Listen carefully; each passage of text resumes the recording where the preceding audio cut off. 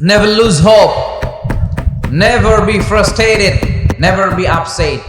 কখনো মন খারাপ করা যাবে না। আমরা আল্লাহর উপর ভরসা রাখি। সূরাতুদ দুহা মোটিভেশনাল সূরা। আল্লাহ রাসূল সাল্লাল্লাহু আলাইহি ওয়াসাল্লামের বড্ড মন খারাপ। রাসূল সাল্লাল্লাহু আলাইহি ওয়াসাল্লামের মন খারাপ আল্লাহ সহ্য হচ্ছে না।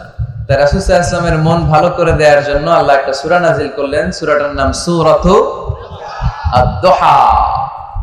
এই সূরার কেন্দ্রীয় আলোচ্য বিষয় হচ্ছে মুমিন কখনো হতাশ হয় না, মুমিন কখনো নিরাশ হয় না, মুমিন কখনো হাল ছেড়ে দেয় না।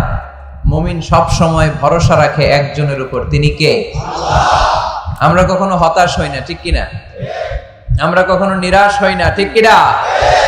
আমরা কখনো হাল ছেড়ে দেই না, আমরা ভরসা রাখি একজনের উপর, তিনি কে? আল্লাহ। এজন্য মুমিনের হারাবার কিছু নেই। লা তাইয়াসু মির রাউহিল্লাহ, আল্লাহর রহমত থেকে নিরাশ হয় না।